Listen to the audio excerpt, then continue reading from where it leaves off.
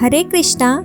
आज हम विजया एकादशी की कथा कहने जा रहे हैं। स्कंद पुराण में इस एकादशी के महिमा का वर्णन किया गया है। महाराज युधिष्ठिर ने पूछा, हे वासुदेव, फाल्गुन मास के कृष्ण पक्ष में कौन सी एकादशी आती है? कृपया आप मुझे बताइए।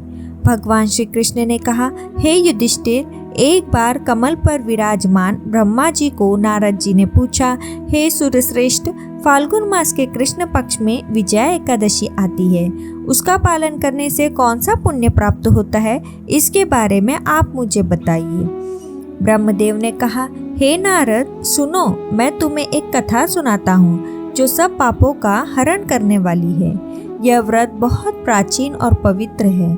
यह विजया एकादशी राजाओं को विजय प्रदान करने वाली है। बहुत पहले जब राजा रामचंद्र 14 वर्षों के लिए वन में गए थे तो पंचवटी में सीता और लक्ष्मण के साथ निवास कर रहे थे। वहां से रावण ने सीता हरण किया। इस दुख से उन्हें व्याकुलता हुई। सीता जी की तलाश में वन वन भटकते हुए उन्हें जटायु मिला जो मरणासन्न था। उसके पश्चात उन्होंने वन में कबंध राक्षस का वध किया। सुग्रीव से मित्रता करके श्री रामचंद्र जी ने वानर सेना को संगठित किया। हनुमान जी श्री रामचंद्र जी की मुद्रा लेकर लंका गए और सीता जी की तलाश करके लौट आए।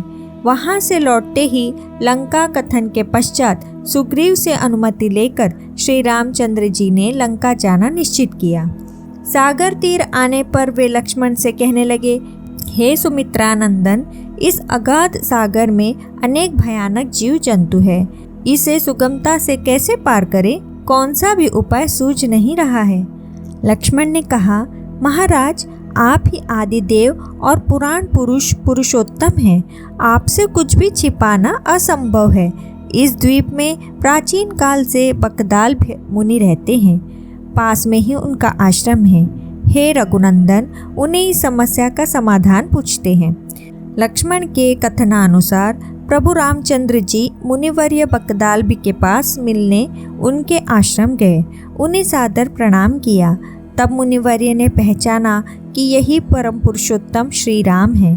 अत्यंत आनंद पूर्वक उन्होंने पूछा, श्री राम, आपका आगमन किस हेतु हुआ?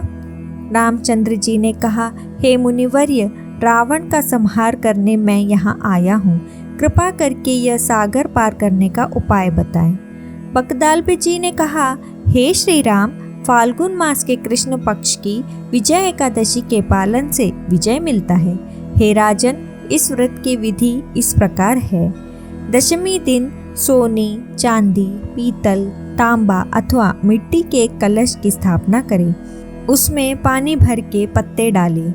उस पर भगवान नारायण के सुवर्णमय विग्रह की स्थापना करें। एकादशी के दिन प्रातःकाल उठकर स्नान करें। उसके बाद पुष्पमाला, चंदन, सुपारी, नारियल अर्पण करके उस कलश की पूजा करनी चाहिए। दिन भर कलश के सामने बैठकर कथा करनी चाहिए। साथ ही जागरण भी करना चाहिए। घी का दीपक जलाने से व्रत की अखंड सिद्धि प्राप्ति होती है। उसके पश्चात द्वादशी के दिन नदी या तालाब के किनारे उस कलश की विधिवत पूजा करके वो कलश ब्राह्मण को दान करना चाहिए। महाराज, कलश के साथ और भी बड़े बड़े दान करने चाहिए। हे श्री राम, आप इस व्रत का पालन कीजिए, इससे आपको विजय प्राप्ति होगी। ब्रह्मा जी कहने लगे, हे नारद, मुनिवर्य के कहे अनुसार प्रभु श्री रामचंद्र जी ने विजया एकादशी का व्रत किया। उस व्रत के प्रभाव से श्री रामचंद्र जी विजयी हुए। हे पुत्र, इस व्रत के प्रभाव से मनुष्य को इस जीवन में विजय प्राप्त होता है और अक्षय परलोक प्राप्त होता है। भगवान श्री कृष्ण ने कहा, इस एकादशी का पालन करना चाहिए। इसका महात्म्य सुनने से वाजपेयी यज्ञ का फल मिलता है। हरे कृष्णा, राधे राधे।